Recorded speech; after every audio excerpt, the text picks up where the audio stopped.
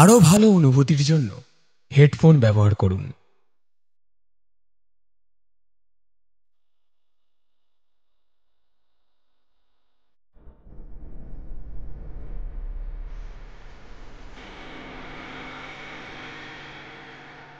কিছু তেষ্টা কখনোই মেটে না, যতই সামনে জলের ভান্ডার থাকুক না কেন। কিন্তু আপনারাও জানেন ভালো করে, জলের তেষ্টার কথা আমি বলছি না, বা আজকের গল্পটা কিসের তেষ্টার কথা সেটা নয়, পুরোটা শুনলেই বুঝতে পারবেন। শুনতে থাকুন আমাদের আজকের গল্প, লেখিকা দৈতা দামের কলমে, তেষ্টা।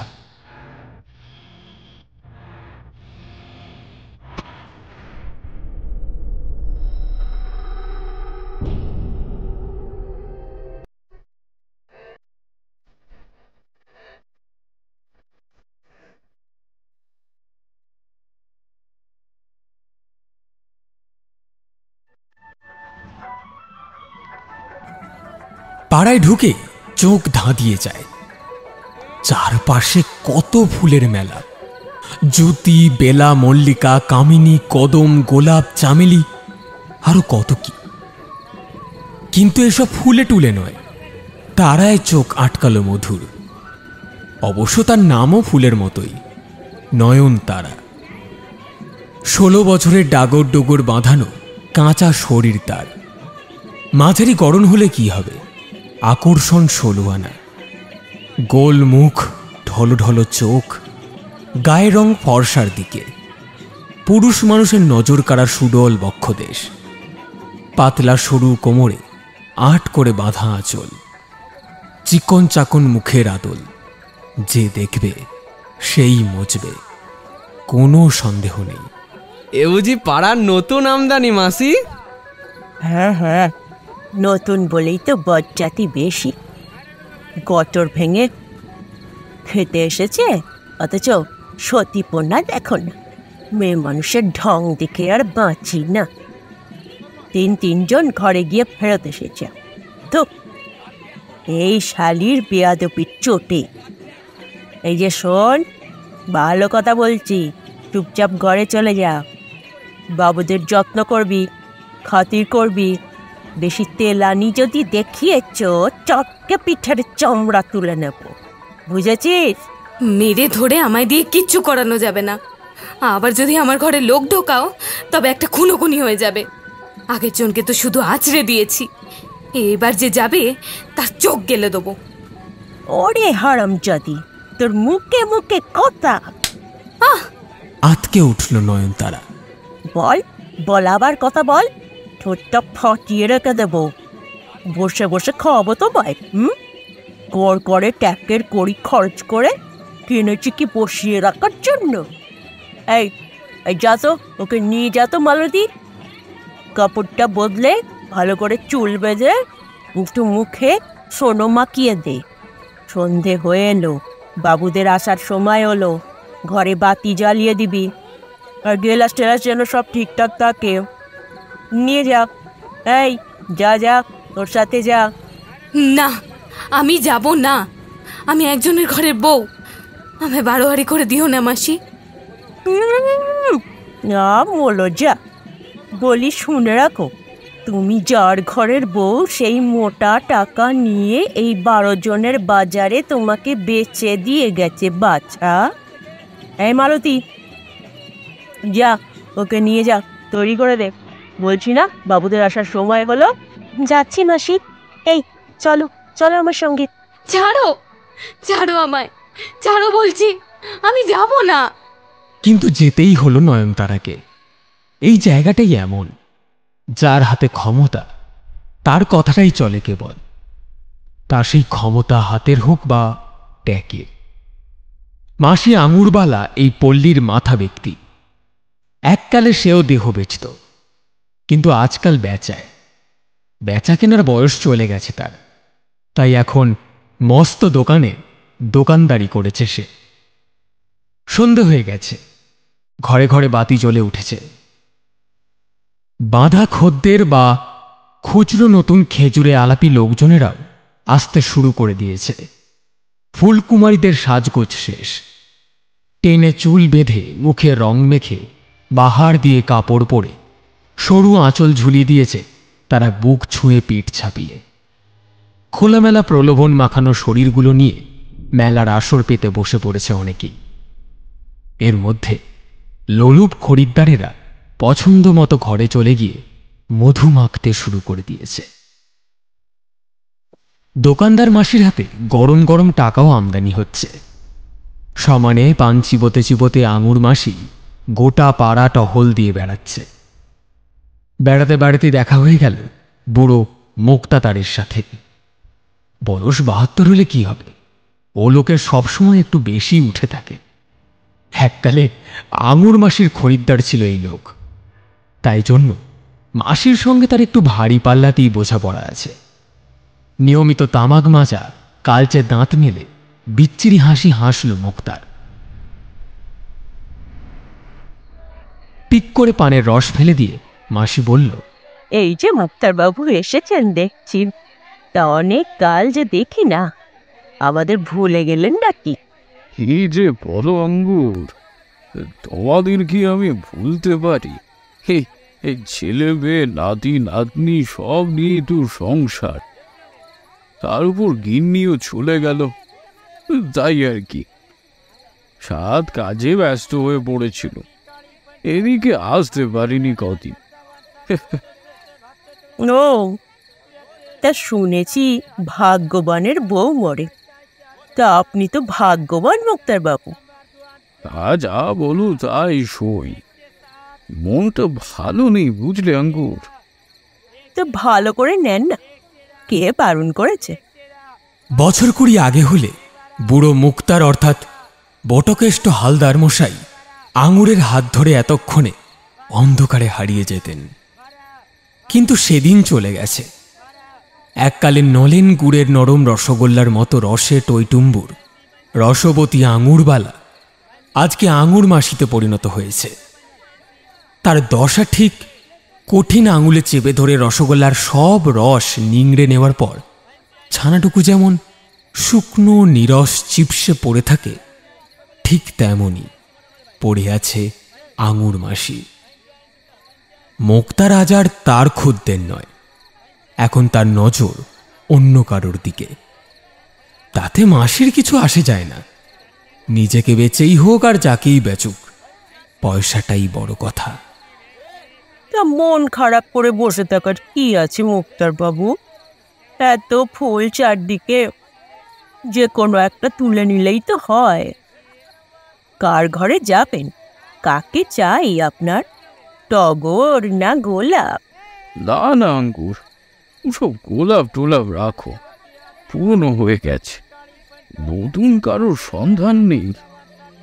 72-এর বুড়ো, শরীরের রস দেখো না, মাথার চুলে পলক করে যেন 22 বছরের ছোটা। যাক্কা মুরগা আমার কি, তা নতুন থাকবে না কেন? সবই আছে। তবে এ তো নতুন পাখি, এখনো তেমন পোষ মানেনি, বড্ড তেজ। একজনকে অচরে রক্ত বার করে দিয়েছিল, গালের চামড়া একেবারে ছিঁড়ে নিয়েছে বাঘিনীর মতো। নোনা থেকে জল ঝরল মুক্তারের। বাহ বাহ, একদম নতুন বুঝি, তা ভালো ভালো। একটু তেজবতী মেয়ে মানুষ আমি ভালোই বাসি, আমি ওই ঘরেই যাব। কত দিতে হবে তাই বলো? একেবারে নতুন তো, তাই দামটা একটু চড়াই। আহ, কত চাও বলো না? আগে 5 টাকা। মুক্তার ট্যাকে হাত দিয়ে টাকা বার করবে এমন সময় সামনে এসে পড়ল মধু। ছি ছি, সে থাকতে অমন পাখিটাকে ছোলা খাওয়াবে কিনা এই বুড়োটা। মাসি, নতুন ঘরে আমি যাব, এই নাও 10 টাকা। মধু এই বৈরাগী গ্রামের প্রধানের একমাত্র ছেলে, তার খাতিরই আলাদা। এই পল্লীতে প্রতি রাতেই আসে সে। এখানকার একরকম বাঁধা লোক মধু। মাসিও তাকে ঘাটালো না, যদিও মুখ তার বেজার হলেন, তবুও আঙুর বলে, ও তা তুমি যাবে? তো যাও যাও, কিন্তু ওই যাও বললুম যে মেয়ে মানুষটার কিন্তু বড় তেজ, একটু সামলে টামলে থেকো। মধু কথার কোনো উত্তর দিল না, সোজা চলে গেল নয়নতারার ঘরের দিকে। মেয়ে মানুষকে সামলে রাখতে হয়, তাও আবার এই পল্লীর মেয়ে মানুষদের। কথাটা ভেবেই হাসি পেল মধুর। 19 বছর বয়স থেকে আসা যাওয়া করছে এ পাড়ায়, 25 বছর বয়স হলো তার। অভিজ্ঞতা খুব একটা কম নয়। টাকার বিনিময়ে যে মেয়ে শরীর বেচতে এসেছে তার আবার তেজ। দরজা ঠেলে ঘরে ঢুকলো মধু। তক্তপোষ পরিপাটি, টেবিলে টেবিল ল্যাম্প চলছে, আর সব ব্যবস্থাও পাকা করা আছে। দরজায় খিল তুলে দিল মধু। বিছানার এক কোণে ঘাড় গুঁজে বসেছিল নয়নতারা। পুরুষ মানুষ ঘরে ঢুকেছে দেখেই ফুঁসিয়ে কেঁপে উঠল সে। আবার এসেছো? আবার এসেছো আমার ঘরে? একজনকে আছড়ে দিয়েছি, তবুও শিক্ষা হয়নি। মরতে এসেছো বুঝি? রমণীমোহন হাসি হেসে মধু কাছে এগিয়ে এলো। আস্তে আস্তে বুকের উপর থেকে পাঞ্জাবির বোতাম খুলে দিয়ে উন্মুক্ত করল বুকটা। তারপর নয়নতারার মুখের কাছে মুখ নিয়ে এসে বলল, হ্যাঁ গো, মরতেই এলাম। তোমার হাতে মরব, সে কি কম সুখ? মারো, মেরে ফেলো আমায়। নয়নতারার চমক লাগল। এর আগেও 3 জন এসেছে। প্রথম 2 জনের কাছে অনুনয় বিনয় করেছিল সে, কিন্তু তারা কথা শোনেনি। গায়ের জোরে মাসির হাতে তুলে দেওয়া টাকা উসুল করতে চেয়েছিল নয়নতারার শরীর দিয়ে, কিন্তু 3 নম্বর লোকটাকে নাস্তানুবোধ করেছিল নয়ন। নিজেরই রক্ত মুখে মেখে ঘর ছাড়তে বাধ্য হয়েছিল জানোয়ারটা। কিন্তু এই আবার কেমন মানুষ, এরকম নরম করে কথা বলছে? বুক পেতে সামনে দাঁড়িয়েছে তার, মরবে বলছে তার হাতে। মেয়ে মানুষ বশ করার চাহনিতে নয়নের চোখে চোখ রাখল মধু। মধু গভীর জলের মাছ। সে জানে গায়ের জোরে বা লোভ দেখিয়ে মেয়ে মানুষের শরীর পাওয়া যায় ঠিকই, কিন্তু সেই পাওয়ার মধ্যে মজা বলে কিছু থাকে না। সেটা কেবলই জবরদখল করা হয়, বা হয় প্রবঞ্চনা। কিন্তু ওসবের দরকার নেই মধুর, তার চাই খাঁটি জিনিস। রসের কারবারি নিজেই হাঁড়ি উপর করে দেবে, তবেই না সওদাদারি। কি হলো গো, কি দেখছো? মেরে ফেলো আমায়, মরতেই তো এসেছি তোমার কাছে। চুপ করে আছো যে? কথা সরছেই না নয়নের মুখে। লম্বা চওড়া ফর্সা মানুষটার চোখে মুখে কেমন যেন নেশা নেশা ঘোর। দুষ্টু দুষ্টু হাসি তার ঠোঁটে, কিন্তু কোথাও আগের লোকগুলোর মতন জান্তবতা তো নেই। চওড়া বুক নিরাবরণ হয়ে পাতা আছে তার চোখের সামনে, বল আছে 2 হাতে, কিন্তু লোকটা জোর খাটাচ্ছে না, বরং নরম করে কথা বলছে তার সঙ্গে। মুহূর্তেই যেন কেমন আপন আপন মনে হচ্ছে তাকে। আসলে মেয়েদের মন বোধহয় এমনই হয়, খুব বেশি কিছু চায় না তারা, শুধু একজন এমন মানুষ হবে যে প্রলয় হয়ে গেলেও তার হাত ছাড়বে না, তার পাশে থাকবে, আর তাকেই বিশ্বাস করে নিজের সবটা দিয়ে দেবে মেয়েটা, যেমন দিতে চেয়েছিল দিলীপকে। 14 বছরের নয়নতারাকে সৎ মায়ের অত্যাচারের মুখ থেকে বাঁচিয়ে নিজেই তো যেচে তার ঘরে নিয়ে গিয়েছিল দিলীপ। তারপর 2 বছর কি সুখেই থেকেছে তারা। জনমজুরের কাজ করত দিলীপ, যদিও খেটে খুটে খাওয়ার মানুষ সেই মোটেই ছিল না। নুন আনতে পান্তা ফোড়নোর অবস্থা ছিল তাদের। বলতে গেলে প্রায় প্রত্যেক দিনই আধপেটা খেয়ে থাকতে হতো নয়নতারাকে। পরনের কাপড়টাও লম্বা লম্বা ফোড়ে সেলাই করা। 2 বই 3টে কাপড় ছিল না তার। যেদিন অবেলায় কাপড় ধুয়ে উঠোনের বাঁশের খুঁটিটায় বাঁধা ক্ষয়ে যাওয়া নারকেল ছোবড়ার দড়িটায় জল ঝরতে দিত, আর বেলা পড়ে গিয়ে সন্ধে হয়ে যেত, সেই দিন আর শোকাতই না কাপড়টা, সন্ধে পেয়ে যাচ্ছে দেখে তাড়াতাড়ি নয়ন মেলে দেওয়া কাপড়টা তুলে নিয়ে ঘরের ভিতর রেখে দিত। ঘরে যে মেলে দেবে তারও তো উপায় নেই। জোড়াতাপ্পি গোজামিল দেওয়া এক টুকরো হোকলা পাতায় ছাওয়া ছোট্ট কুঁড়ে ঘর তাদের। হাত পা নাড়ারও তেমন একটা জায়গা পাওয়া যায় না। সেখানে আর কোথায় সে ভিজে কাপড়টা মিলবে? পুরুষ মানুষটার গায়ে মাথায় লেগে যাবে যে। অগত্যা পুটুলি পাকিয়ে ভিজে কাপড়টা জড়ো করে রেখে দিতে হতো। আর সেই জন্যই পরদিন তাকে ওই আধ ভেজা কাপড়টা পরে থাকতে হতো সারাদিন। আর তাতেই বাধ্য জ্বর জ্বালা আবার সেরেও উঠেছে বিনা পথ্যে। খিদের সময় পেটে দুটো ভাত জোটে না মুখে, তার আবার অসুখ বিসুখে ওষুধ পথ্যের বিলাস। নয়ন তো চুপ করেই ছিল। অনেক কষ্ট সহ্য করেছে নয়নতারা স্বামীর ঘরে থাকতে, স্বামীর মুখ চেয়ে। তবুও কোনো অভিযোগ করেনি কখনো। কেনই বা করবে? সে তো জানতো তার কপাল খারাপ। বাপের ঘরে থাকতে, সৎমা তো উঠতে বসতে সেই কথাই শুনিয়েছে তাকে। উফ, একখানা মেয়েও হয়েছে বটে, জন্মেই মাকে খেলো, আর এসে ছুটলো আমার ভাগ্যে। আয় নেই পয় নেই, জমের অরুচির মতো বেঁচে আছে, কোনো কমে লাগে না। শুধু শুধু 4 বেলা খাওয়াও, পড়াও, লজ্জা ঢাকবার পোশাক কিনে দাও। শীতের দিনে গরম চাদর না কিনে দিলে পাড়াপড়শিটা কি আর ছেড়ে কথা বলবে? তাদের তো কাজই ওই রকম, 7-এ থাকে না, 5-এ থাকে না, 12-এ ঠিক থাকবেই। একই সৎমায়ের নাম খারাপ, বদনামের কোনো শেষ নেই। তার উপর আবার এই মেয়ের যদি 19 থেকে 20 হয়, যদি আপদ বিপদ হয়, তখন সব দোষ এসে পড়বে এই আমারই ঘাড়ে। বলি, ভাগ্যে যদি তোমার ভালো না থাকে তবে ভালো করবে কার সাধ্যে? এত বড় মেয়ে হলো, তবু শ্বশুর ঘরে যাওয়া হলো না এখনো। কি করেই বা যাবে? কপাল খারাপ হলে কি আর স্বামী লাভ হয়? মরণ দশা হয়েছে আমার, যত আপদ বালাই নিয়ে ঘর সারা। ধুর ধুর, আমার মরণ হলেই বাঁচি, এই মেয়ে নিয়ে জীবনটা পুড়ে গেল গা। মোক্ষদা দাসী এমনই মুখরা আর দরজাল মহিলা ছিল। কেউ শুনুক বা না শুনুক, তার মনে যত কথা আছে, তা সে কথা, উকথা, কুকথা যাই হোক, তা সে একটা না বলে যাবেই।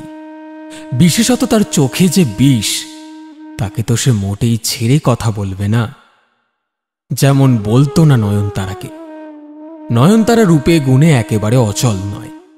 একটা কিশোরী মেয়ের যা থাকতে হয়, মানে পুরুষের মন কাড়ার জন্য যে ধন থাকতে হয়, তা নয়নতারা নিশ্চয়ই ছিল। আর ছিল বলেই তো যত কষ্টই হোক স্বামী লাভ হয়েছিল তার। সংসারে অভাব ছিল, কিন্তু সৎমায়ের গঞ্জনা ছিল না শ্বশুর ঘরে আসার পর থেকে নয়নতারার জীবনে। প্রায় দিনই সে পুকুর পাড় থেকে কলমি, বর্মা, সুজনি এইসব শাক পাতা তুলে এনে নারকেল পাতা জাল দিয়ে তোবড়ানো কালো লোহার কড়াটায় ফুটিয়েছে। তাতেই একটু চেয়ে আনা নুন ফেলে দিয়ে চোখ কান বুঝে খেয়ে নিয়েছে পেট ভরে। দুঃখ করেনি মনে, মনকে বুঝিয়েছে কি হয়েছে, না হয় আজ সে শাক সিদ্ধ করে খাচ্ছে, কাল হয়তো ভাত আর শোল মাছের ঝোল খাবে। হতেই পারে স্বামীর কাজ যদি ঠিকঠাক হয়, আর সে যদি মোড়লের কাছ থেকে ঠিক মতো মজুরি পায়, তাহলেই তাদের ঘরে মাছ ভাত রাঁধা হবে। স্বামী স্ত্রী তারা দুটো মানুষ সংসারে, আর তো কেউ নেই। সুখের কি তাদের অভাব নাকি? দিলীপ মন্দ মানুষ নয়, অন্তত নয়নতারা তাই ভাবত। মেয়ে মানুষ মাত্রই ভালোবাসার কাঙাল হয়। তার উপরে সে মেয়ে যদি হয় বউ, তাহলে তো আর কথাই নেই। স্বামী যেমনই হোক, মারুক, ধরুক, কাটুক, এমনকি রাগের মাথায় খুনই করে ফেলুক বউকে, তবুও মেয়ে মানুষের মন স্বামীর প্রতি সহজে চটে না। নয়নতারাও চটেনি দিলীপের ওপর।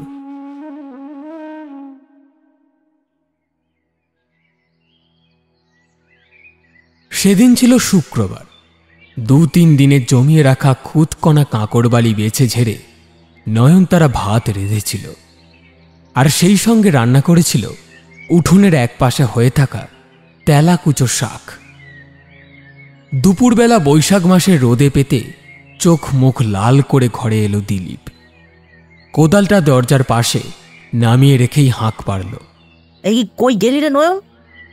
দে দে দে দে ভাততে ভাততে চপ করে ভাতটা দেখিনি, খিদে নাড়ি চলে যাচ্ছে একেবারে। এই দি, তুমি একটা ডুব দিয়ে এসো, ওই দড়িতে গামছা শুকোচ্ছে। দিলীপ চলে গেল। ফিরেও এলেও তার একটুখানি পরেই ঝপাঝপ 2-4টে ডুব দিয়েছে পুকুরে। ভিজে গামছা কোমরে চড়িয়ে ঘরে এসে ঢুকল সে। ততক্ষণে নয়নতারা নিজেরই পুরনো একটা শাড়ি দিয়ে তৈরি করা পাতলা আসনটা বিছিয়ে দিয়েছে আলোর দিকে মুখ করে। গামছা বদলিয়ে লুঙ্গি পরে দিলীপ বাবু হয়ে খেতে বসল। নয়নতারা তাড়াতাড়ি এগিয়ে দিল কলা পাতাটা। কেই শুধু এইটুখানি খুদের ভাত আর ওই বন শাকের চচ্চড়ি, এইসব আমি খাবো?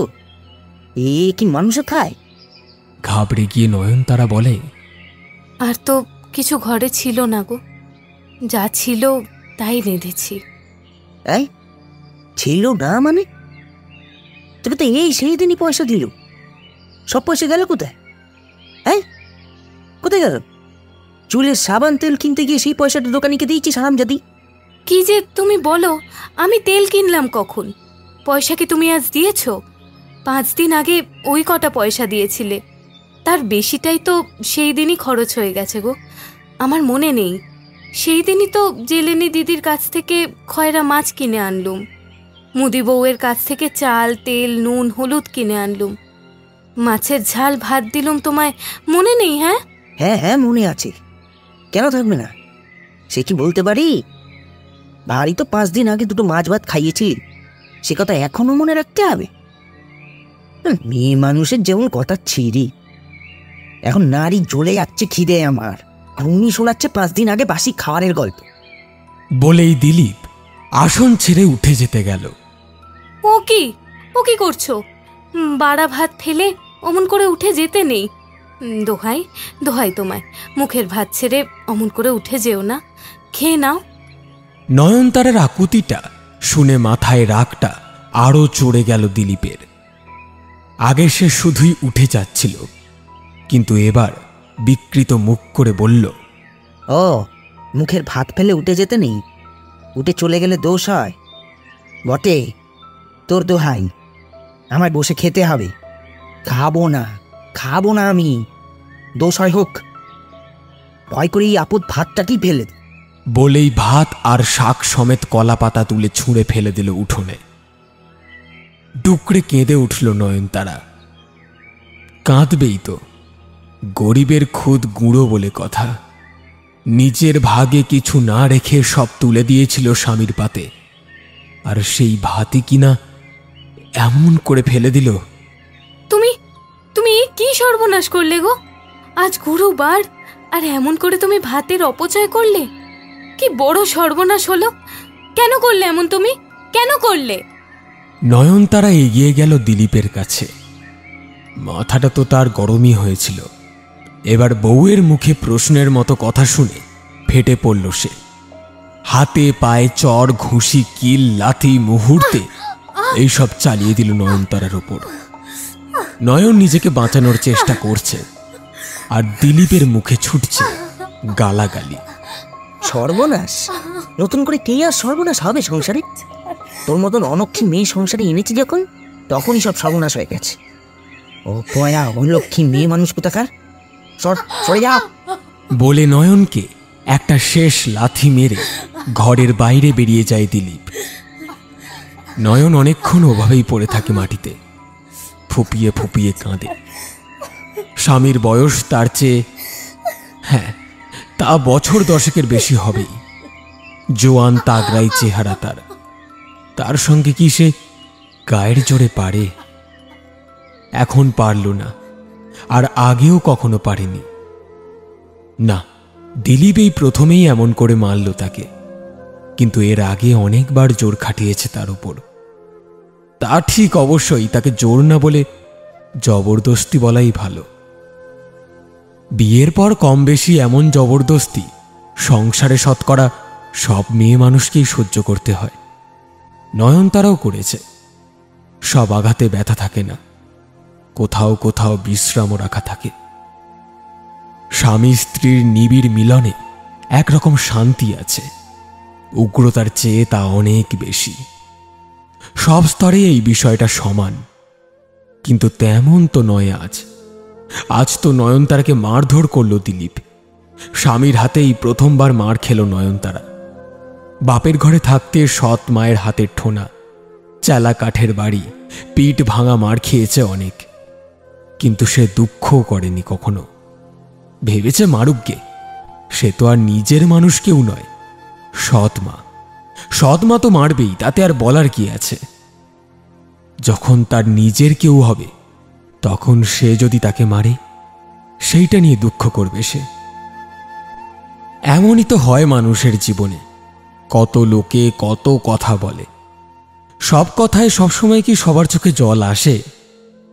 কিন্তু এমন কেউ কেউ থাকে, যার করা একটু খারাপ ব্যবহারই দু চোখের বাঁধ ভেঙে কান্না আর থামতেই চায় না। কারণ সেই মানুষটা হয় নিজের আপন। এই যেমন নয়নতারার কাছে তার স্বামী, সে নয়নকে অপয়া বলল, এমন করে মারল, এত কষ্ট দিল তাকে। ছেঁড়া কাপড় পরে আধ পেটা খাওয়ার খেয়ে, তেল না মেখে রুক্ষ মাথায় থেকেও এতদিন এত কষ্ট হয়নি তার। কিন্তু এবার হলো। সত্যি কি তার কপালটা খারাপ? কপালে কি তার একটুও সুখ নেই?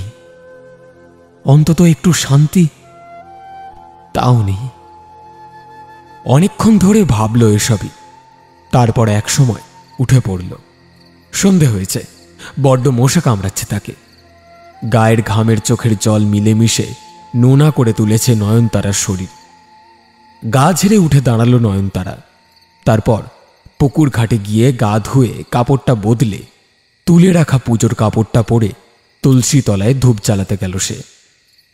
ধূপটাই জ্বালিয়ে ফিরে আসছে, এমন সময় হঠাৎ কে যেন এসে তার চোখ দুটো পিছন থেকে টিপে ধরল। কে কে? ছাড়ো ছাড়ো। ছাড়বো না, আমি ছাড়বো না। তুই কি করতে পারিস দেখি। নয়নতারার বুকটা ঢিপ ঢিপ করে উঠল। এই ছাড়ো ছাড়ো, ছেড়ে দাও। পুজোর কাপড়ে আছি না, সব অপবিত্রের হয়ে যাবে যে। আমি ছুলে বুঝি তুই অপবিত্র হয়ে যাস? নয়ন কোনো কথা বলল না, হাত বাড়িয়ে দিলীপের হাত দুটোর ওপর হাত রাখল। তারপর দিলীপও চোখ ছেড়ে হাত নামিয়ে সামনে এসে বউয়ের কোমর ধরে কোলে তুলে নিল।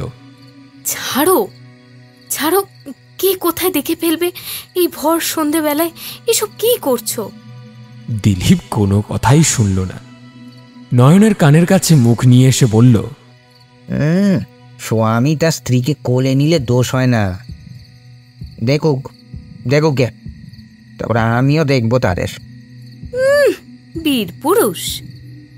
নয়নতারাও স্বামীর বুকে মাথা রাখল। নয়নকে কোলে নিয়ে ঘরে ঢুকে এলো দিলীপ। তারপর দরজাটা বন্ধ করে দিল। ঘরের এক কোণে একটা মোমবাতি জ্বলছিল। আচমকা দরজাটা বন্ধ করে দিতে বাইরে থেকে এক ঝাপটা হাওয়া এসে নিভিয়ে দিল সেটাকে। ছোট ঘরটায় শ্বাস নেওয়া যায় না। ভাত না খেয়ে মানুষটা বাইরে গিয়ে কোত্থেকে কে জানে এক গলা গিলে পিঠে এসেছে। দেশি মদের গন্ধে নয়নের দম আটকে যাচ্ছে। কিন্তু তখন সময়টা অন্য সময় হয়ে গেছে। নয়নতারা ভুলেই গেল যে একটু আগে, মাত্র কয়েক ঘন্টা আগেই এই মানুষটা তাকে কুকুরের মতো মেরে গেছে, আর এখন এসেছে। যাই হোক, এরপর যে কাণ্ড হলো তাতে নয়নতারা বুঝল, না, এই পুজোর কাপড়টা এবার বাতিল হয়েই গেল। আবার নতুন পুজোর কাপড় জোগাড় করতে হবে। অপ্রকৃতিস্থ অবস্থায় ঘনিষ্ঠ হয়ে দিলীপ আর 5 জনের মতো বলল, রাগ করিসনি নয়ন, তখন আমার মাথা ঠিক ছিল নে। সারা বেলা খাটলুম, অথচ মোর বেটা মজুরি দিল না। তাই জন্যই তো মাথাটা অত গরম হয়ে গেছিল। তাই জন্যই তো তোকে একটু মারধর করে ফেলেছি। আহা, কত লেগেছে তোর।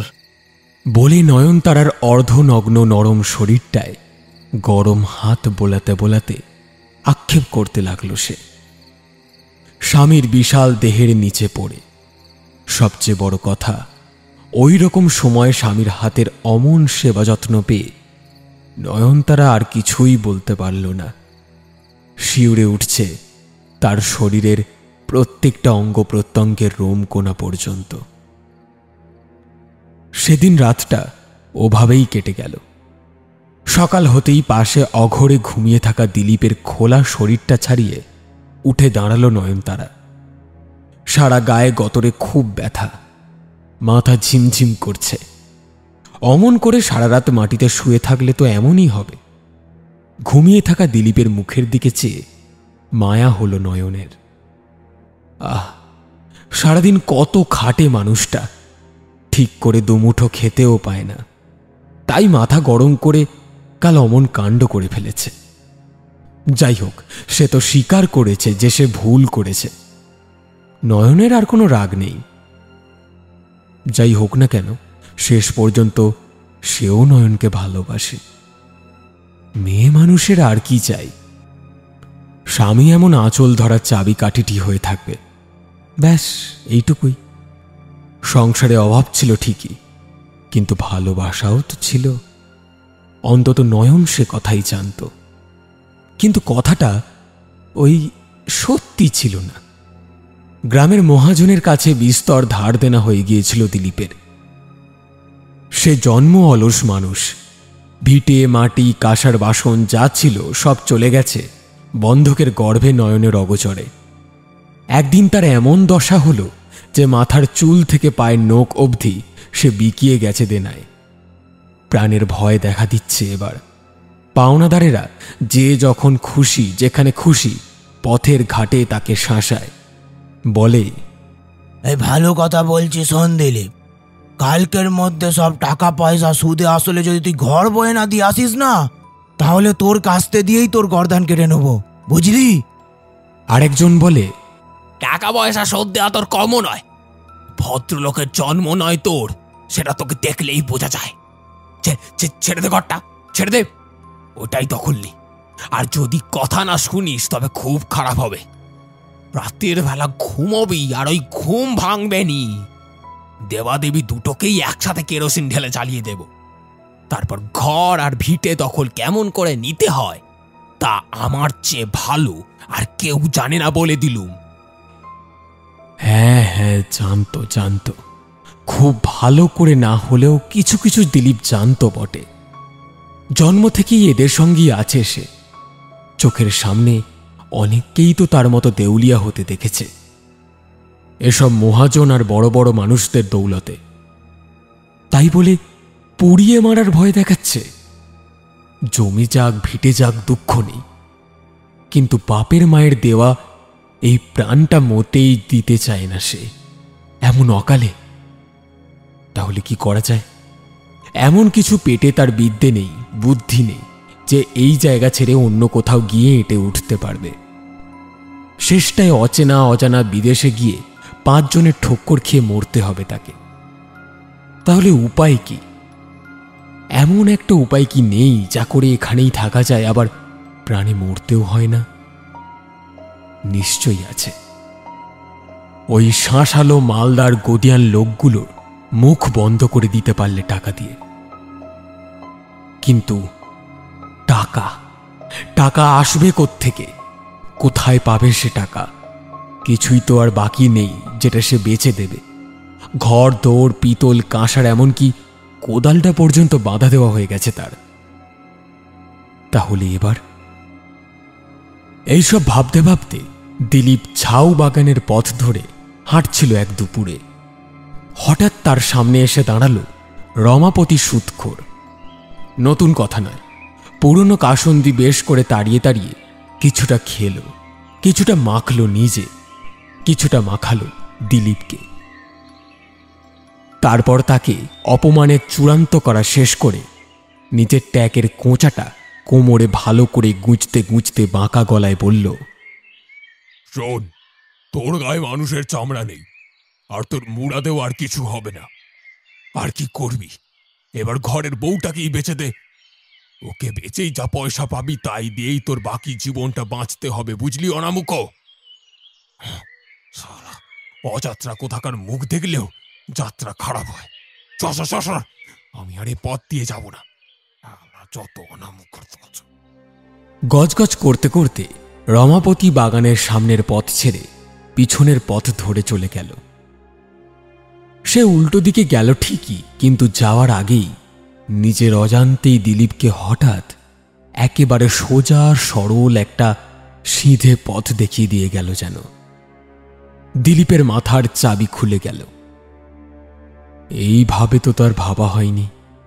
কে বলেছে সব বিকিয়ে গেছে? এখনো তো একটা জিনিস আছে, এবার সেইটাকেই। তাড়াতাড়ি বাড়ির পথ ধরল। কম করে হলেও দুটো বছর একসঙ্গে আছে দুজন। কিশোরী নয়নতারা দেয়নি এমন কোনো জিনিসই নেই তার। দু হাত ভরে স্বামী হিসেবে অনেক নিয়েছে দিলীপ, কিন্তু তবুও একটু মায়া হল না তার। নয়নতারার উপর দিব্যি পাকা মাথায় চাল চালল, গুছিয়ে বলে গেল সাজানো মিথ্যে কথাগুলো। নয়নতারা অবাক হল। এই প্রথমবার স্বামী তাকে কোথাও ঘরের বাইরে বেরোতে নিয়ে যাবে বলেছে। তাতে তার আনন্দ হওয়ারই কথা, কিন্তু কেন কে জানে মনটা বড্ড কু ডেকে উঠল। হ্যাঁ গা, কোথায় নিয়ে যাবে আমায়? সে কোন কুটুমের বাড়ি? কই, এতদিন তো তাদের সঙ্গে আমার পরিচয় করে দাওনি। এখন এমন অভাব অনটনের সময় কি কুটুম বাড়িতে যেতে আছে? এখন বরং দুদিন থাক, তোমার কাজ কারবার হোক, সংসারে দুটো পয়সা আসুক, আমাদের অবস্থাটা আরেকটু ফিরুক, তারপর না হয় বেড়াতে যাব। না না, ও নয়ন, দেরি করা যাবে না। আমার দিদি বারবার বলে দিয়েছে কালই যেতে হবে তার বাড়ি। তার বৌমার স্বাদের অনুষ্ঠান কিনা, ত্রয়স্ত্রী মেয়ে মানুষ না হলে হবে নি। তোকে তো যেতেই হবে, বুঝলি না? আর তারা আমাদের নিজের লোক, তাদের কাছে লজ্জা কি বল? তুই সকাল সকাল তৈরি হয়ে থাকবি, তোকে আর কিচ্ছু ভাবতে হবে না, বুঝলি? এই অবধি বলেছিল সেদিন দিলীপ। শেষ পর্যন্ত নয়নকে মামাতো দিদির বাড়ি বেড়াতে নিয়ে যাচ্ছি বলে চুপি চুপি এই নিষিদ্ধ পল্লীতে এনে মাসি আঙুরবালার হাতে মোটা দামের বিনিময় বেচে দিয়ে চলে গেছে। শেষবারের মতো একবার চোখের দেখা দেখতেও পায়নি নয়ন তাকে। ভুল ভেঙেছে নয়নের, বুঝতে পেরেছে কোথায় এসে পড়েছে আর কি হতে চলেছে তার ভবিষ্যৎ। কিন্তু তবুও সে ব্যভিচারের কাল সমুদ্রে তলিয়ে যেতে চায়নি। সবটুকু শক্তি দিয়ে চেষ্টা করেছে তীর ছুঁয়ে থাকবার। কিন্তু এই মানুষটা অন্য রকম। চোর খাটাচ্ছে না, মারছে না তো ওকে, পয়সার কথা তুলছে না, কিছুই তো করছে না, কেবল দাঁড়িয়ে আছে আর শুধু একভাবে চেয়ে আছে ওর দিকে। মধুর ভাষা ভাষা চোখ দুটোয় চোখ রেখে নেশা লাগলো নয়নের। কে কে তুমি? কেন তুমি এখানে এসেছ? বললাম যে তোমার হাতে মূর্তি এসেছি। দেখো, আমি একজনের বউ ছিলাম, সে আমার সঙ্গে বেইমানি করেছে, কিন্তু আমি খারাপ মেয়ে নই। আমি কি বলেছি তুমি খারাপ?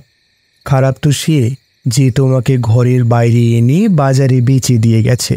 আমি কি তোমার দুঃখ বুঝি না? তোমাকে সে ভালোবাসেনি, কিন্তু আমি তোমায় ভালোবাসবো। সত্যি বলছো? বিশ্বাস না হয় পরখ করে দেখো। পরখ করাই শুরু হলো। গোটা রাত কেটে গেল, বাতি নিভে গেল একসময়, কিন্তু তবুও নয়নের কোনো ক্ষতি করল না মধু। দুজন দু প্রান্তে বসে রইল সারা রাত। ভোর হলো, ঘরের দৌড় খুলে মধু চলে যাচ্ছে। নয়ন বলল, শোনো, তুমি চলে যাচ্ছ? হ্যাঁ, তুমি তো আর আমায় ভালোবাসলে না, তাই চলেই যাচ্ছি। তুমি আমার আসবে? তুমি বলছো আবার আসতে? হ্যাঁ, তুমি আবার আসবে। তোমায় আমার ভালো লেগেছে। ওষুধ ধরেছে।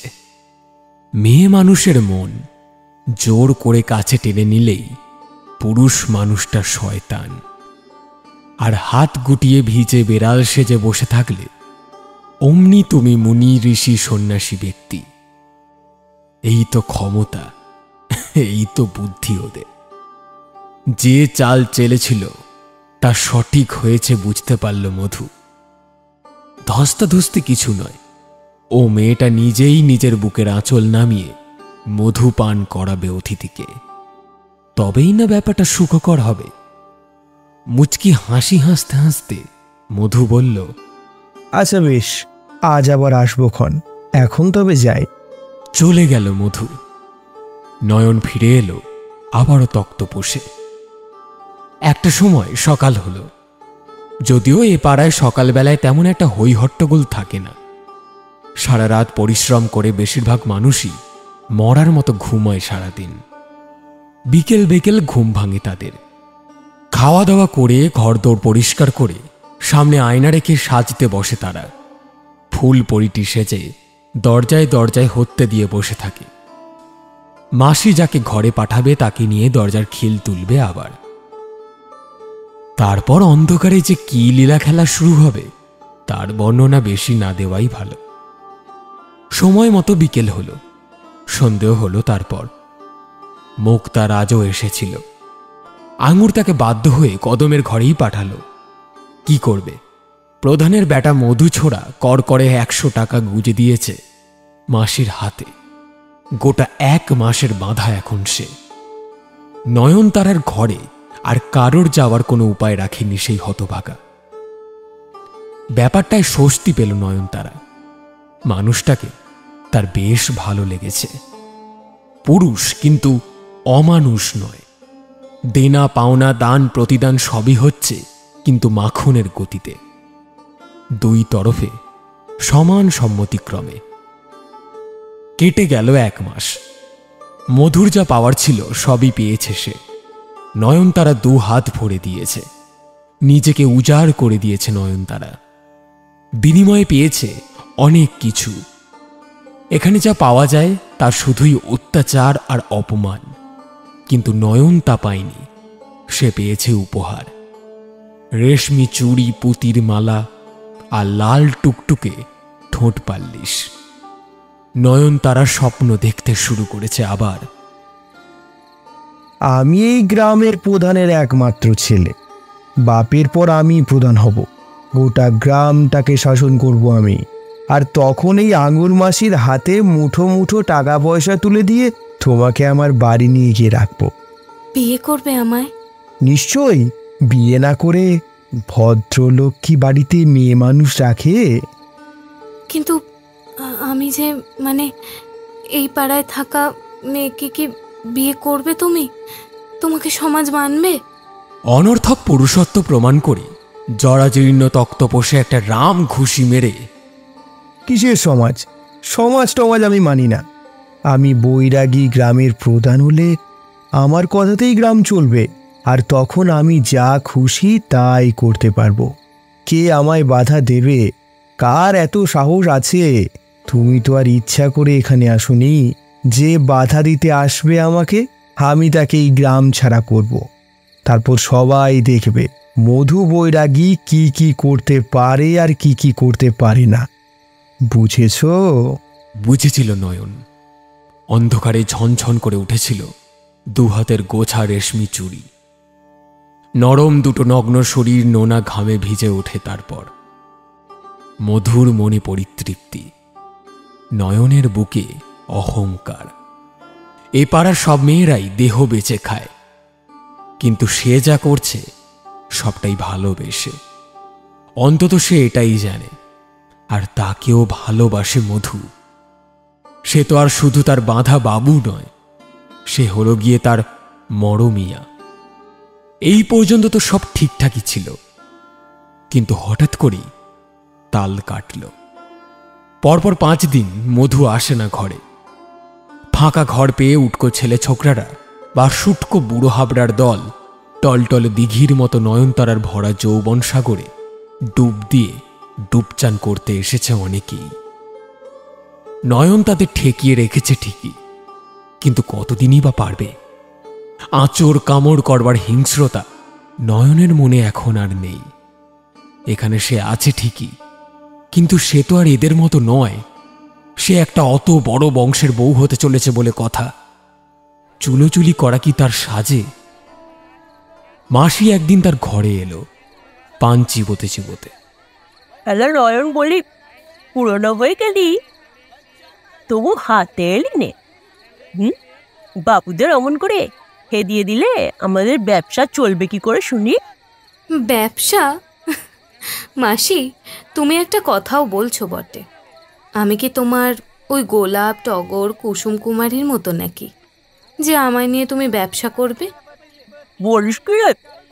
কি নয়ন, তুই তাদের মতো নয় তবে কাদের মতো শুনি? বৈরাগী বাড়ির হবু বউ হতে যাচ্ছে নয়নতারা। বুড়ো প্রধান মরলেই তার ছেলে যখন প্রধান হবে, তখন 4 হাত এক হয়ে যাবে মধু আর নয়নের। সব শুনে আঙুর মাসি খানিকক্ষণ চুপ। তারপর মুখে জমে থাকা সবটুকু রাঙা পানের পিক ঘট করে গিলে নিয়ে মুখ পরিষ্কার করে। বউ হবি? মধু বৈরাগীর বউ? কেন, তোমার সন্দেহ আছে? না বাছা, সন্দেহ নেই। বুড়ো প্রধান কবে মরবে তা কেউ জানে না, কিন্তু ছেলে যে প্রধান হওয়ার আগেই এক ভদ্রলোকের জামাই হয়ে গিয়েছে সে কথা সবাই জানে। কি বলছো? মধুবাবু বিয়ে করেছে? তুমি কি পাগল হয়ে গেছো নাকি মাসি? মুখ পুরি মেয়ে মানুষ, এই আঙুরবালা পাগল হলে পল্লী যে রসাতলে যাবে লো। মাথা তো গেছে তোর। রসের হাড়ি বেচতে বসে রসটাই শুধু নয়, হাড়িটা পর্যন্ত বেচে বসে আছিস দেখছি। যা যা, আমার আর মুখ খোলাস নে। নতুন বাবু ঘরে আসছে, তাকে তোয়াজ করিস, বুঝলি?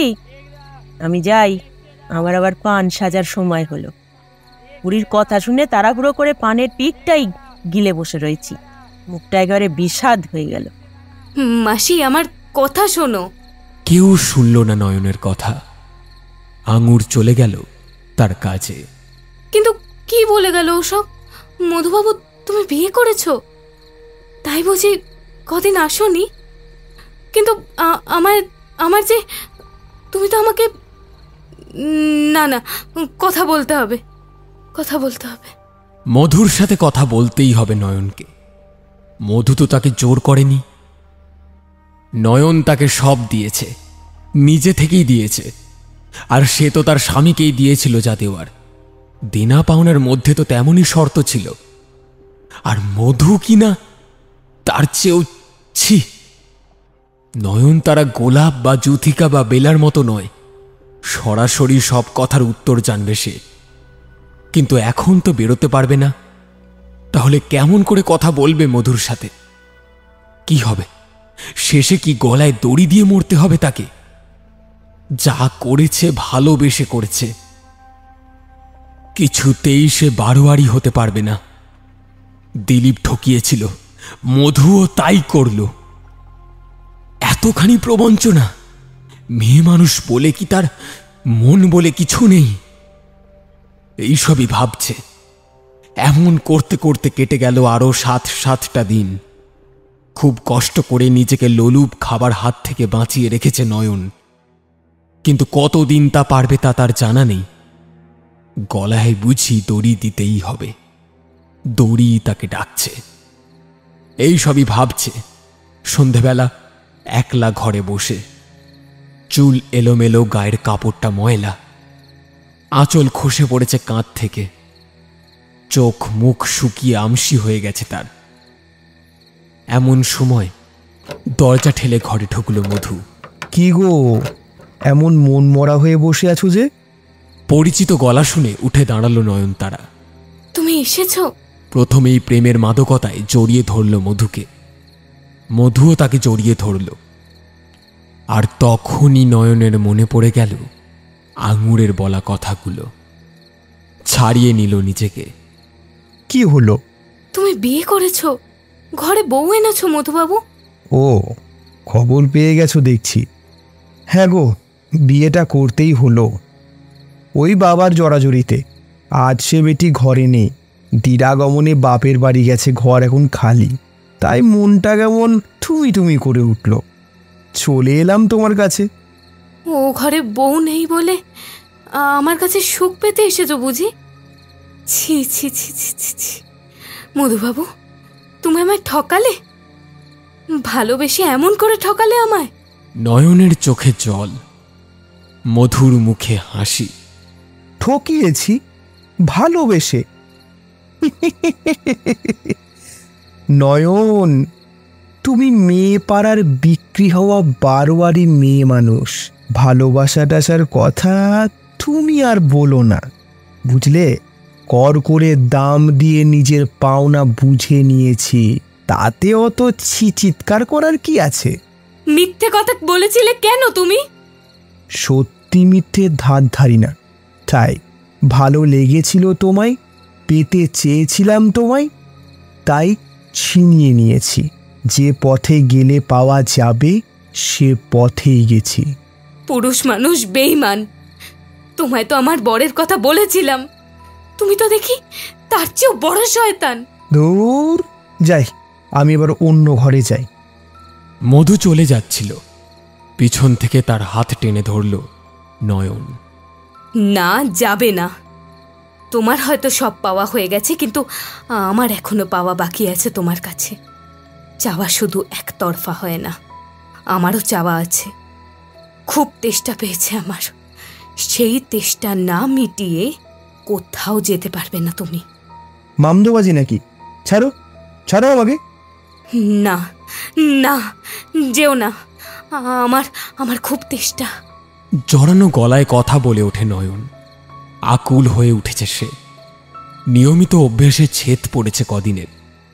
তার গোপন ইন্দ্রিয়গুলো জেগে উঠেছে পিপাসায়, দারুণ কামাতুর পিপাসায় পাগল হয়ে গেছে নয়ন। মধু কেমন ভ্যাবাচাকা খেয়ে গেল। মেয়েটাই কি করছে? গায়ের জোর সে নয়, বরং নয়ন খাটাচ্ছে এবার। মধু ভাবল চেঁচামেচি করে লাভ নেই, ঠান্ডা মাথায় বোঝাতে হবে। শোনো, এখন আমি যাই, আমার বাবার বড় অসুখ। তোমায় অনেকদিন দেখিনি, তাই তোমার সঙ্গে দেখা করতে এসেছিলাম। আমি আবার আসবো তোমার কাছে। তুমি ছাড়া আমার কি চলে? টেস্টটা তো আমারও কম নয়। আবারও ভুল করল নয়নতারা, বিশ্বাস করে ফেলে লোকটাকে। মধুর হাত ছেড়ে দিল। খসে পড়া আঁচল বুকে তুলে নিতে নিতে ঘন ঘন নিঃশ্বাস ফেলে মাতালের মতো নয়ন বলল, আবার আসবে? তাড়াতাড়ি আসবে তো, আমি কিন্তু আর সহ্য করতে পারছি না। খুব খুব তেষ্টা আমার। আমি আসবো যখন বলেছি, নিশ্চয়ই আসবো। এখন তবে যাই। মধু চলে গেল। দরজায় খিল দিল নয়ন। শিয়াল কুকুর রাত বাড়লে এসে ওর দরজায় আঁচড় মারবে, তা সে জানে, কিন্তু সে ওদের শিকার হতে রাজি নয়। তার পিপাসা অন্য মাত্রার। বুক ভরা তেষ্টা নিয়ে অপেক্ষা করে চলল নয়নতারা। কেটে গেল আরও একটা মাস। মধু আর এ মুখ হয়নি। আঙুরবালার পাকা চোখ ঠিক বুঝেছে মেয়ে মানুষটা বড্ড বেশি মুখ পুড়িয়ে বসে আছে। যাগ্গে, এখানে এসব ঘটনা নতুন কিছু নয়। খবর দেওয়া হলো চাঁদ বদনী ধাইকে। পাপটা খসিয়ে মেয়েটাকে শোধন করতে হবে। কথাটা কানে গেল নয়নতারার। রেগে উঠল সে। যতই নিষিদ্ধ পল্লীতে থাক, দেহ বেচতে বসা মেয়ে মানুষ হোক না কেন, সবার আগে সে একটা মেয়ে। দুজন পুরুষ মানুষ ব্যবহার করে তাকে ঠকিয়ে দিয়ে চলে যাবে, সে কি এমনি ফেল না? এতখানি প্রবঞ্চিত হওয়ার পরেও বেঁচে থাকবে সে? তার সর্বনাশ করে তাকে ভাঙিয়ে মহানন্দে চলবে আঙুর মাসির দোকান? না, তা হতে দেবে না। অনেক কষ্টে একজনের হাত দিয়ে বিষ জোগাড় করেছে নয়ন। বন্ধ ঘরে অন্ধকারে মন শক্ত করল সে। তারপর মুখে পুড়ে দিল বিষ, গিলে ফেলল অক্লেশে। জ্বলে যাচ্ছে। কয়েক মুহূর্ত পর দারুণ জ্বালায় জ্বলে উঠল সারাটা শরীর। নয়নের শরীর জ্বলছে, আর জ্বলছে শরীরের মধ্যে ঘাপটি মেরে বসে থাকা প্রবঞ্চিত হওয়ার বড় সাক্ষী বীজটা। দুটো প্রাণ একসঙ্গে বিষের জ্বালায় জ্বলে মরে যাচ্ছে। ছটফট করছে নয়ন, কিন্তু আর্তনাদ নয়। দাঁতে দাঁত চেপে কষ্ট সহ্য করে একটাই কথা বলল শেষ পর্যন্ত। অন্ধকারে চোখ মেলে রক্ত উঠে আসা মুখে সে উচ্চারণ করল, মধুবাবু, তোমায় আমি ছাড়বো না। আমার তেষ্টা এখনো মেটেনি। তুমি আসবে বলেও এলে না। আমি তোমায় ছাড়বো না। বলতে বলতেই কাঠ হয়ে গেল নয়নতারার গলা।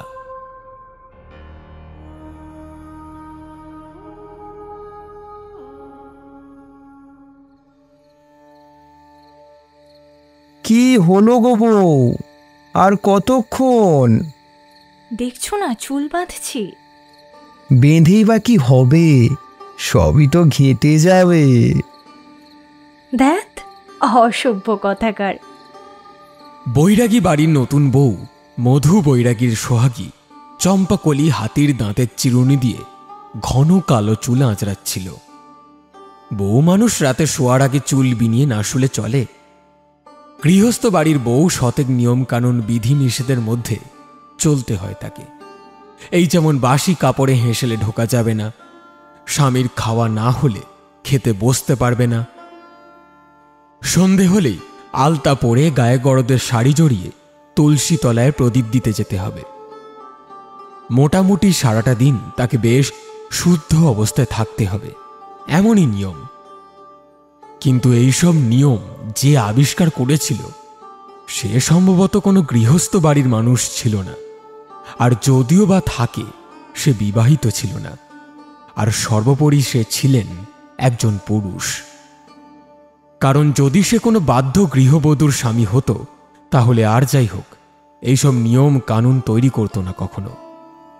শুদ্ধ হয়ে থাকতে হয়, কিন্তু থাকা যায় কোথায়? থাকতে পায় কোথায় চম্পাকলি, বা চম্পাকলির মতো চম্পাকলিরা?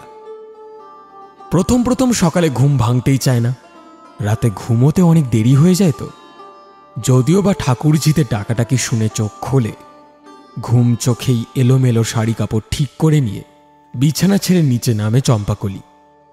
কাপড়টা বদলিয়ে কাঁচা কাপড় পরে বাইরে বেরিয়ে ঠাকুরজিদের চোখাচোখি মুখরোচক বাক্য বানগুলো হজম করে কল ঘরে যায় হাত মুখ ধুয়ে। তারপর সে হেঁসেলে ঢোকে, তবুও নিস্তার নেই। উনুন ধরিয়ে তার উপর চায়ের কেটলি বসিয়েছে কি বসায়নি, অমনি সবার ঘর থেকে ডাক শুনতে পায়। রাধুনী বামনী বয়স্ক লোক, তার সামনে ভারী লজ্জা পায় চম্পাকলি। কিন্তু লজ্জা কি সে একা পেলে হয়? মানুষটার তো শরীরে লজ্জা শরম বলে কিছু নেই, এক নাগারে ডাকতেই থাকে মধু। যে কোনো মতে এক পেয়ালা চা ঢেলে নিয়ে তাড়াতাড়ি সে এসে ঢোকে ঘরে।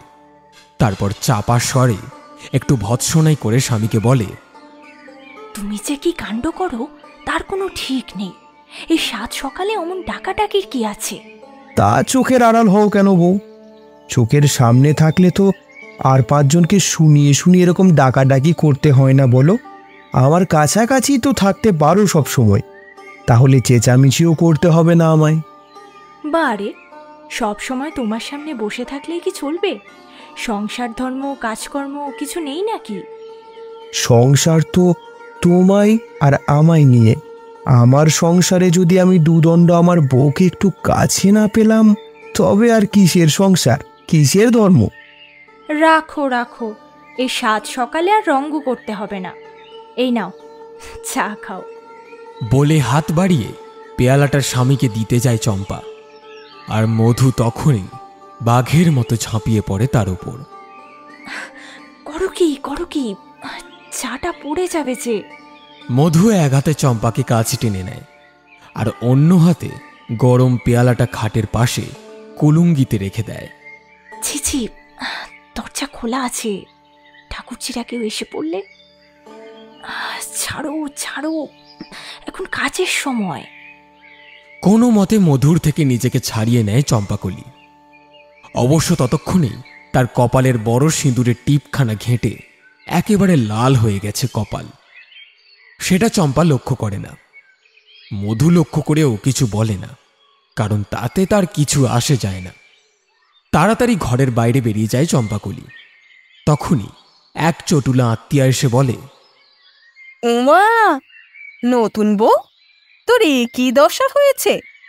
বলি, সংসারেতে গুরুজনেরাও আছে মা, এমন বেহায়া হলে যে আমাদের এখানে থাকাতে বড় অসুবিধে হয়ে যাবে। কি হয়েছে? কি বলছো দিদি? কি করেছি আমি? মরে যাই, সে কথা আবার আমায় মুখ ফুটে বলতে হবে? ওগো, তোরা সব কে কোথায় গেলি গো? নতুন বউয়ের কথা শোন। চম্পাকে নিয়ে এবার শুরু হয় ঘোরতর হাসি ঠাট্টা। বয়সে ছোট বড় সবাই তাকে নিয়ে মশকরা শুরু করে। চম্পা কিছুই বোঝে না। সে আকুল হয়ে জানতে চায় সবার কাছে তার কি দোষ। অবশেষে একজন তার হাতে একটা হাত আয়না এনে দিয়ে ব্যঙ্গ করে বলে, দেখো একবার, নিজের মুখখানা ভালো করে দেখো। দেখে, আর দেখেই লজ্জায় জিভ কেটে ফেলে চম্পাকলি। ছি ছি, এই মানুষটা তার মান সম্মান বলে আর কিছু রাখল না। তাড়াতাড়ি সে চলে যায় সেখান থেকে। এইখানেই শেষ নয়, দুপুরে খেতে বসেও সে এক কাণ্ড হয়। নিজের পাত থেকে ভালোটা মন্দটা তুলে সবার সামনেই মধু বউকে খাইয়ে দিতে চায়। বউ খেতে না চাইলেও জোর করে খাওয়াবে, এমনই সোহাগ তার। তখনও মাথা কাটা যায় চম্পার। সন্ধেবেলায় সারা বাড়ি ঘুরে ঘুরে প্রত্যেকটা ঘরে ধুনুচি নিয়ে ধুনো দেখিয়ে বেড়াচ্ছে চম্পাকলি। এই করতে করতে নিজের ঘরে এসেছে, হঠাৎ কোত্থেকে মধু ঘরে ঢুকে আবার একটা বিতিকিচ্ছিরি অবস্থা তৈরি করে। চম্পাকলি বাইরে বিব্রত হলেও স্বামীর কাছে উত্তরোত্তর আদর পেয়ে গড়দিনী হয়ে ওঠে মনে মনে। তা হওয়ারই তো কথা।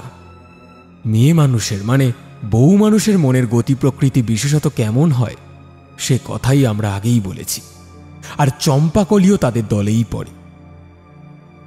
অবশ্য চম্পাকলি না জানলেও অভিজ্ঞতা সম্পন্না বয়সে বড় প্রতিবেশিনীরা জানত যে এইসব আদিক্ষেতা সবই নতুন নতুন, আর পুরনো হলেই ছনা ধরনের ব্যাপার স্যাপার। সব ঢং আর কিছুই নয়। দুটো দিন যাক না, বউয়ের কোলে দিনরাত ট্যাং ট্যাং করে কাঁদাবার মতো কেউ একটা আসুক না একবার, তারপর দেখবে এত রস কোথায় থাকে।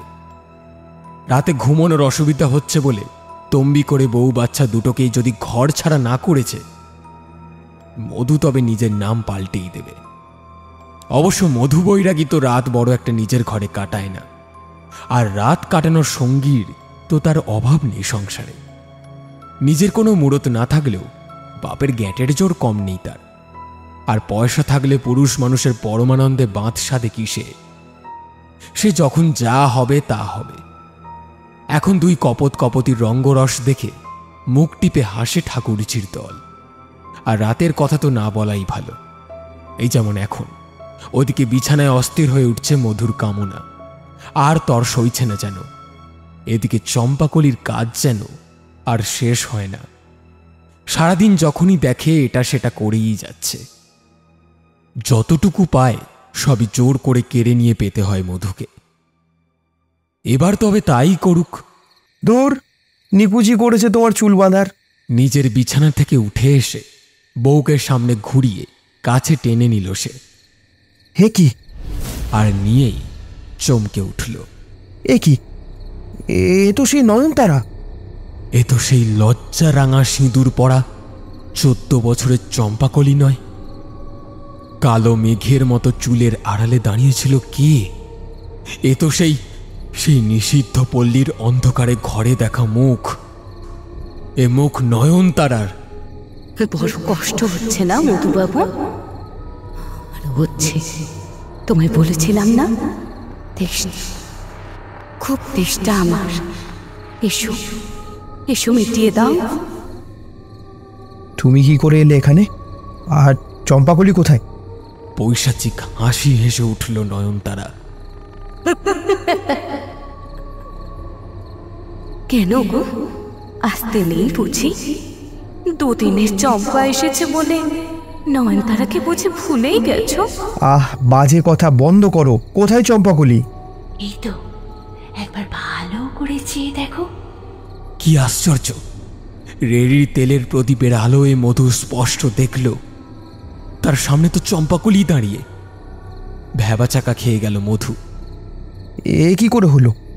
এসব কি হচ্ছে? চোখ কচলে আবার তাকালো সে। না না, চম্পা নয়, নয়নতারাই দাঁড়িয়ে। না না, ঠিক নয়নতারা নয়, যেন চম্পাকলির ধরে নয়নতারার মুন্ডু বসিয়ে দিয়েছে কে। সমানে পাগলের মতো পৈশাচিক হাসি হেসেই যাচ্ছে নয়ন, আর সেই হাসির সঙ্গে পাল্লা দিয়ে ভয় গ্রাস করছে মধুকে। ছাড়ো ছাড়ো ছাড়ো, ছেড়ে দাও আমায়। ছাড়বো বলে তো আসিনি, তোমার কাছে পাবো বলেই তো এসেছি। আসো আসো, আমার আরো কাছে আসো। না না, ছাড়ো ছাড়ো। যখন ধরেছি আর ছাড়বো না। আহ আহ, আহ কি হচ্ছে এসব? ছাড়ো ছাড়ো বলছি, ছাড়ো। আমিও তো বলেছিলাম আমার বড় তেষ্টা, তুমিও তো বলেছিলে আমার তেষ্টা মেটাতে আসবে তুমি, কিন্তু কিন্তু যাওনি। নতুন বউয়ের কাঁচা সোহাগে মজে ভুলে গেছো। আমি যাব যখন বলেছি আমি ঠিক যেতাম, একটু সময় তো দাও। মিথ্যে কথা বলছো তুমি, আমি জানি তুমি আর যাবে না, তাই জন্যই তো আমি। কেন কেন এসেছো এখানে? এটা ভদ্রলোকের বাড়ি, জানো না তুমি? ভদ্রলোকের ছেলে যদি বাড়ি মেয়ে মানুষের ঘরে যেতে পারে, তাহলে সেই মেয়ে মানুষটাই বা কেন ভদ্রলোকের ঘরে আসবে না শুনি? আমার আর তোর সইছে না, অত কথার দরকার নেই। বড় তেষ্টা, এসো এসো, কাছে এসো আমার, কাছে এসো।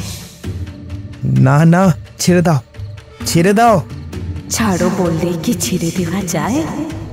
বলছি না বড় তেষ্টা, বড় কষ্ট হচ্ছে গো, থাকতে পারছি না।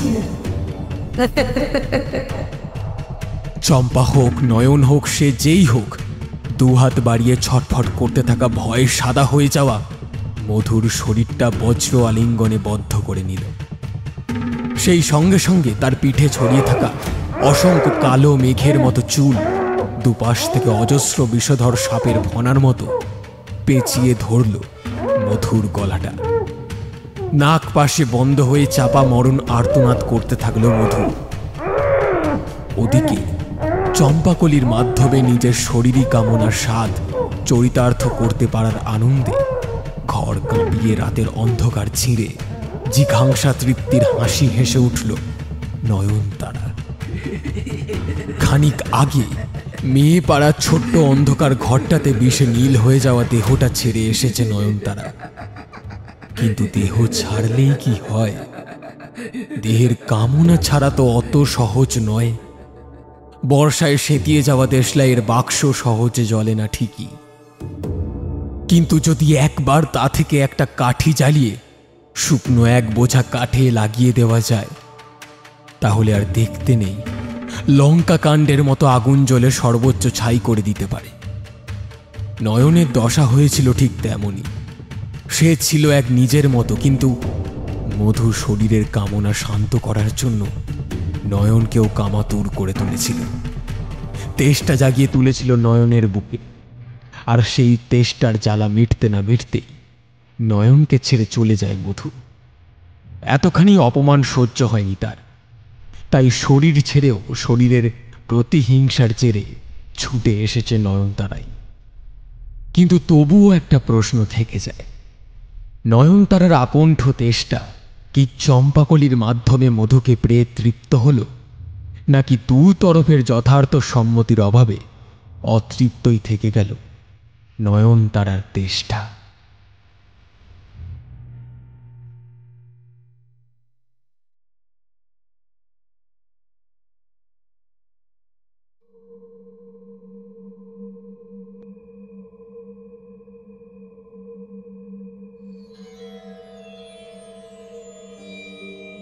শুনছিলেন আজকের গল্প তেষ্টা। গল্প লেখিকা দৈতা দাম, আঙুরবালা এবং মালতী ঝিনুক, নয়নতারা অঙ্কিতা, মোক্তার লিও, সৎ মা এবং চম্পাকলি শ্রাবস্তি, দিলীপ দেবায়ন, পাওনাদার সূর্য, মধু বাসব, আত্মীয়া দেবস্মিতা, পরিচিত ব্যক্তির ভূমিকায় স্নেহাশিস, অন্যান্য চরিত্রে গল্প পাঠে, গল্পের সূত্রধার এবং পর্ব পরিচালনায় আমি সায়ন। সমগ্র গল্পের আবহ সঙ্গীত এবং স্পেশাল এফেক্টসে সূর্য, পোস্টার ডিজাইনে মুরালি। আমরা অসংখ্য ধন্যবাদ জানাই গল্প লেখিকা শ্রীমতী দৈতা দামকে আমাদের এই উদ্যোগে পাশে থাকার জন্য। কেমন লাগলো আমাদের আজকের গল্প জানান আমাদের কমেন্ট বক্সে। গল্পটি ভালো লেগে থাকলে লাইক এবং শেয়ার করতে ভুলবেন না। আমাদের গল্প নিয়মিত শুনতে হলে চ্যানেলটিকে সাবস্ক্রাইব করে নেবেন। আবার একটি নতুন গল্প নিয়ে খুব শীঘ্রই হাজির হচ্ছি আমরা। ততক্ষণ বি সেফ, স্টে কানেক্টেড।